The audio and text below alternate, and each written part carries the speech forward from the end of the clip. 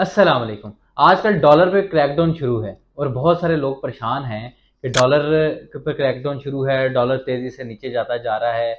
जबकि मार्केट में तो लोग कह रहे थे कि डॉलर ऊपर जाएगा, डॉलर तो 400 पे जाएगा, डॉलर तो 450 पे जाएगा। इवन के लोग तो अभी भी ये कहते हैं डॉलर 500 रुपये पे जाएगा।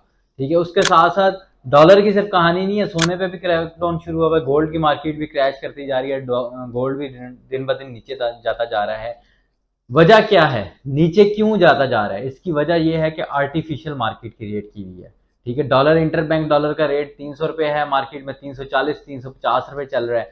ओपन मार्केट में ये कैसे चल रहा है? ये आर्टिफिशियल मार्केट क्रिएट की होती है। लोगों को यही लोग जो हैं यही झांसा देते हैं कि डॉलर जी बहुत ऊपर जा रहा है, डॉलर खरीद के रख लो, डॉलर बेच देते हैं। मार्केट जब क्रैश करती है, डॉलर नीचे आता है, यही लोग जो जिन्होंने खरीदा होता है परेशान हो जाते हैं, डॉलर बेचना शुरू हो जाते हैं, गोल्ड बेचना शुरू हो जाते हैं। और खरीदार कौन होते हैं?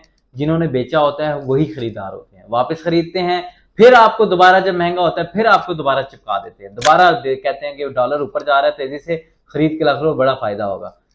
जो आम बंदा है वो इसमें हमेशा से नुकसान खाता है। बहुत कम लोग होते हैं जो कहते हैं कि हमने डॉलर खरीदा और या गोल्ड खरीदा और उसमें हमें मुनाफा हुआ। डॉलर और गोल्ड के अंदर जो है ना हमेशा से रिस्क रहता है और एक आर्टिफिशियल मार्केट क्रिएट रहती है। इसलिए इसके ऊपर मजीद बात करते हैं। पाकिस्तान के अंदर 4 चीज़ों के अंदर लोग इन्वेस्टमेंट करते हैं: डॉलर, गोल्ड, गाड़ियों के बिजनेस के अंदर, या फिर आपके रियल एस्टेट के अंदर। डॉलर के ऊपर क्रैकडाउन शुरू है, डॉलर लोग बेच रहे हैं, डॉलर से पैसा जाहिर बात है निकलेगा तो कहाँ जाएगा। गोल्ड पे क्रैकडाउन शुरू है, गोल्ड के अंदर से लोग पैसा निकाल रहे हैं, गोल्ड बेच रहे हैं। गाड़ियों की मार्केट जो है दिन ब दिन डाउन होती जा रही है। अब पीछे एक इंडस्ट्री बच गई है, वो है रियल एस्टेट। ठीक है, अब लोग कहेंगे रियल एस्टेट के अंदर भी इस तरह से है, बहुत सारे मामलात हैं, या रियल एस्टेट ने पाकिस्तान की इंडस्ट्री को तबाह कर दिया है, सब कुछ है। मैं कहता हूँ आपकी बातों से मैं 100% मुत्तफिक हूँ। पाकिस्तान के अंदर इंडस्ट्री नहीं है, ठीक है, मान लिया, लेकिन पाकिस्तान के हालात के तनाजुर में देखा जाए तो सबसे कामयाब चीज रियल एस्टेट ही है। रीजन क्या है?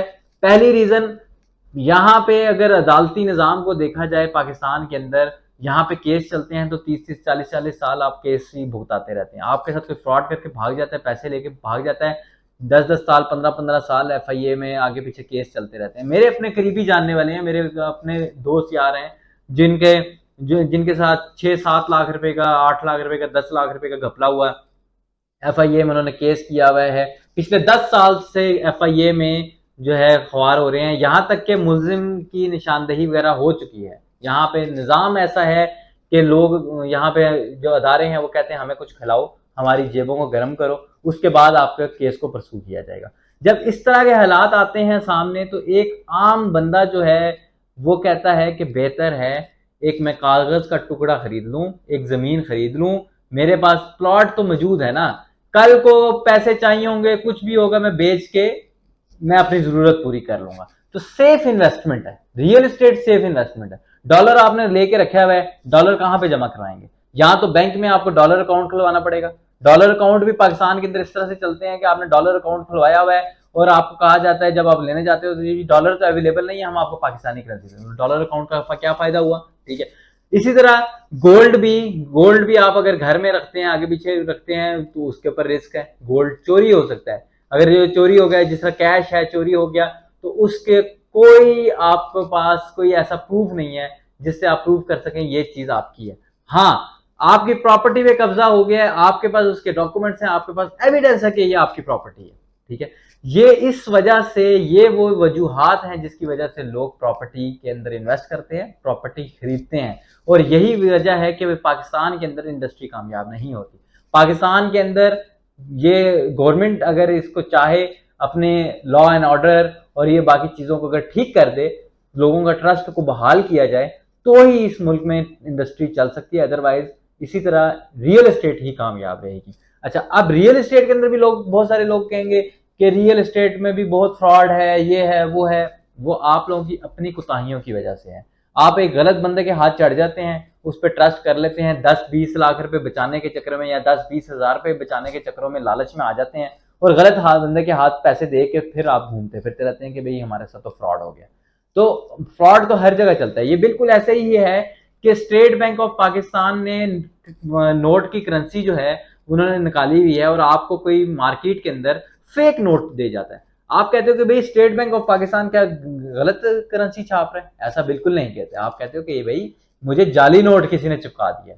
तो ऐसा ही है कि रियल एस्टेट के अंदर भी बहुत सारे ऐसे 2 नंबर लोग बैठे हैं जो फ्रॉड करते हैं, वो आपको गलत चीज दे देते हैं और उसके बाद आप कहते हैं कि रियल एस्टेट की इंडस्ट्री खराब है या रियल एस्टेट के अंदर फ्रॉड है। ऐसा बिल्कुल नहीं होता, रियल एस्टेट के अंदर भी लोग गलत बहुत सारे बैठे हैं और जो कि धोखा देते हैं। अब बात आती है, आप कहेंगे करोड़ों रुपए लोगों के भी डूबे हैं रियल एस्टेट में। वो कैसे डूबे हैं मैं बताता हूँ।